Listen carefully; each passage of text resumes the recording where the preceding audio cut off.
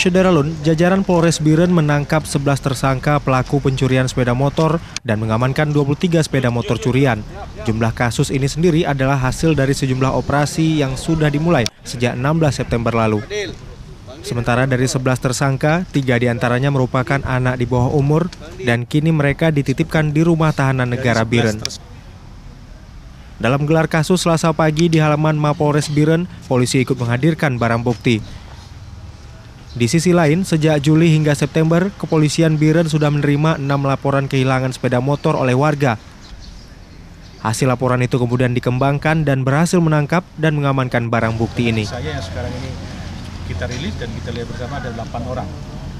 Dengan barang bukti. Selain di Biren, umumnya barang bukti itu didapat polisi sudah berada di Aceh Utara, Aceh Barat, dan beberapa kabupaten kota lainnya. Sementara modus yang dilakukan tersangka adalah dengan menggunakan kunci T, dan beberapa lainnya adalah curian dengan membobol rumah korban. Dari Biren, Yusmandin Idris, Serambi On TV.